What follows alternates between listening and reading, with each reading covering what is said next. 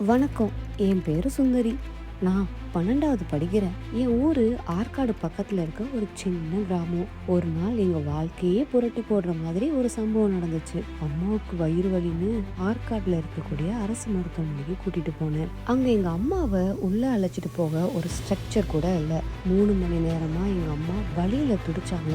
ஒரு டாக்டர் கூட வந்து பார்க்கல. ஒரு வழியா ஒரு டாக்டர் வந்து பார்த்து அம்மாவை அட்மிட் பண்ண சொன்னாங்க. ஆனா அங்க படுக்க கூட வசதி இல்லை. தரையில படுக்க சொன்னாங்க. வேற வழியே இல்லாம அம்மாவும் தரையில படுத்தாங்க. நைட்ல கொசுக்கடி, சுத்தமான இட வசதி இல்ல, சரியான பராமரிப்பும் இல்ல. சரி, காத்து வரலையேன்னு ஃபேன் போட்டா சத்தம் தான் வருது, காத்து வராது. பாத்ரூம் சுத்தமா இல்லாம ஆஸ்பத்திரியே நாறுச்சு. அப்புறம் 3 நாள் கழிச்சு எங்க அம்மாவை என்கிட்ட குணமா தான் கொடுத்தாங்க. ஒருவேளை அந்த ஆஸ்பத்திரியில சுத்தமா சுகாதாரமா இருந்து சரியான நேரத்துல டாக்டர் வந்து பார்த்திருந்தா இன்னைக்கு அம்மா என் கூட இருந்திருப்பாங்க.